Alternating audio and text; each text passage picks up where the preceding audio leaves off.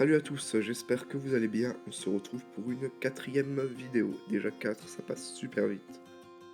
Vous avez peut-être aussi remarqué que j'ai changé de musique de fond. Bon, c'est pas ce qu'il y a de plus élaboré, c'est des musiques libres de droit.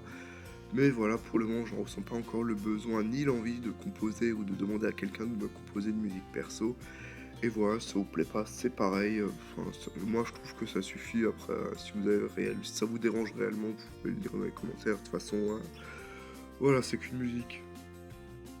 Pour le rythme de mes vidéos, je pensais alterner entre les 5 films pour parler d'eux et les critiques de films. Ça me prend à peu près le même temps et à peu près le même plaisir, même si j'ai une petite préférence pour les 5 films pour parler d'eux. Pour la durée entre les épisodes, je pensais faire à peu près une semaine comme je fais actuellement, même si je vous cache pas que j'aimerais un peu accélérer le rythme, parce que si ça accélère les vues, c'est tout bénef. Bon, je vous en couvre pas plus longtemps, et on passe à la vidéo. Alors si vous êtes allé à l'école, je pense que oui, vous aurez certainement entendu parler de plusieurs dictateurs et ça tombe bien, aujourd'hui on va parler de ça. Et donc aujourd'hui je vais vous présenter 5 films pour parler de la dictature. Alors c'est pas un top 5, c'est pas mes films préférés qui parlent de dictature, c'est juste ceux qui soulignaient le mieux l'exemple et que j'avais envie de vous présenter, que je maîtrisais un peu, donc voilà. Vous avez le droit d'en trouver d'autres, j'en citerai 2-3 à la fin de la vidéo et enjoy. Alors si je vous dis Chaplin, vous voyez tout de suite le film en rapport avec la dictature dont je veux vous parler. On va parler du Dictateur. Il est sorti en 1945, a été produit et écrit par le génial Charlie Chaplin. Il n'est pas muet, mais c'est l'un des meilleurs films de Chaplin à mon goût et au goût de beaucoup de gens aussi. Et un des plus célèbres surtout. Alors ce film n'est pas génial par son scénario ou par la richesse du jeu d'acteur. Enfin, même si, parce que Charlie Chaplin, il joue super bien comme toujours, il fait un peu l'idiot, voilà, c'est ça qu'on attend de lui. Mais c'est plutôt pour l'audace, il est sorti quelques mois après la guerre, bon, on montre pas encore de croix gammée, mais juste la double croix que vous voyez. Mais ce film, il a vraiment beaucoup d'audace, parce que c'est le premier film après la guerre qui ose s'en moquer finalement, et ça c'est fort. On reste en Allemagne nazie, on va parler de La Chute, un film qui a été vu et beaucoup parodié sur le net, qui est pas un film exceptionnel à mon goût, qui a le mérite d'exister, mais c'est pas vraiment ce que j'attendais de ce film, mais il reste quand même bien et correct, je vous le conseille. Il est réalisé par le réalisateur de Diana, le film qui s'est fait allumer par la critique britannique, que j'ai regardé et qui est finalement pas si mal, bon, on va pas s'étaler plus. Donc La Chute, c'est quoi? C'est un film qui raconte les dernières heures d'Hitler et de ses généraux, et que même après sa mort, ils ont quand même défendu le reste du Reich à une centaine contre quelques milliers. Et donc voilà, ça montre tout simplement la folie qui animait le personnage et la folie de ses plus fidèles officiers qui l'ont défendu même après sa mort, alors que tout semblait perdu jusqu'à la mort. Ils y croyaient, les mecs. Numéro 3, The Interview, un film sorti en 2014 qui a fait beaucoup polémique. Il paraîtrait que Sony a même été hacké par la Corée du Nord après ça. Bon, j'y crois pas trop, je crois plutôt à un gros coup de pub. En tout cas, sûrement ça a marché, ça m'a donné envie de voir ce qui aurait pu faire trembler la Corée du Nord. C'est un film co-réalisé par Seth Rogen, le barbu de gauche, qui a l'habitude de jouer avec les Franco, notamment James, qu'on voit avec les personnages de droite, mais aussi avec son petit frère dans Nos pires voisins, que vous avez peut-être vu. Et sinon, Seth Rogen, il joue plutôt avec l'aîné des Franco, donc James. Il a joué avec lui dans Délire Express et dans plein d'autres bons films un peu barrés que je vous conseille tous. Donc pour ce film, on part en Corée du Nord, la dernière dictature communiste. Enfin, dictature. Le vrai nom de la Corée du Nord, c'est République démocratique populaire de Corée du Nord.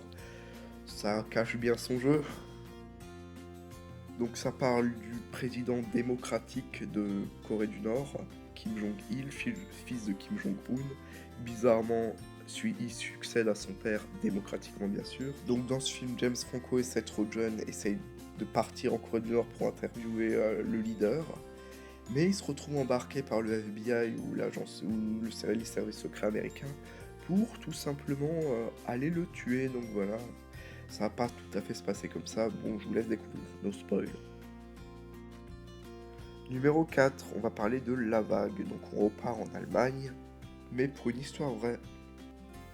Donc c'est l'histoire d'un prof qui a décidé de faire un petit test sur ses élèves et de leur faire un cours sur la dictature, dont la problématique est Est-ce qu'une dictature est encore possible aujourd'hui? Et donc, ils vont essayer de simuler une dictature tous ensemble avec des signes bien particuliers comme la vague, celle que vous voyez là, et le fait de mettre des chemises blancs. Bon, vous découvrirez ça dans le Mais film. ça va pas se passer totalement comme prévu et dans la véritable histoire, il y a même des gens qui finissent en prison et donc voilà, ça répond à la problématique. Clairement, une dictature est clairement envisageable aujourd'hui et moi aussi je parle sérieusement parce qu'il y a encore des gens assez faibles pour, croire à des gourous véritablement et c'est aussi le principe des sectes, mais bon, c'est pas forcément le débat aujourd'hui.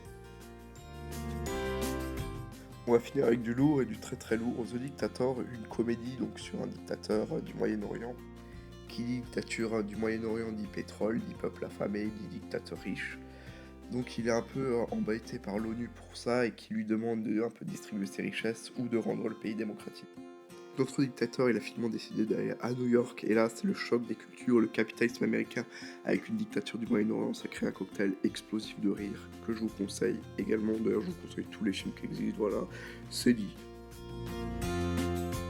Je tenais aussi à réparer un cliché, l'acteur principal n'est pas nord-africain comme le ferait transparaître son allure et sa couleur de peau. Transparent, couleur de peau, ouais, il y a mieux comme jeu de mots. Mais bon, donc il est parfaitement anglais et rien de plus, voilà. J'aurais aussi pu vous proposer Le Crocodile Botsonga, un film français #patriotisme, un film très drôle que je vous conseille, en plus il est français, je vous le répète encore, vous avez bien mémorisé, c'est un film français. Donc c'est vraiment la relève de la comédie comme on l'attend, et ça parle des dictatures de Centrafrique. Un film également à surveiller, il s'appelle Digression, il sort cette année, il n'est pas encore sorti actuellement, mais il va sortir au cinéma fin de cette année, avec Emma Watson, et ça parle de la dictature en Amérique latine. Et je trouve ça bien de varier un peu les plaisirs, parce qu'il y a beaucoup de films sur la dictature allemande ou la dictature de Staline. Et donc voilà, ça fait du bien des films sur les dictatures du Moyen-Orient, d'Afrique et d'Amérique latine. Voilà, c'est tout pour aujourd'hui, vous connaissez la musique, le Twitter, le YouTube, pouce vert, commentaire. Et abonnez-vous, et à la prochaine.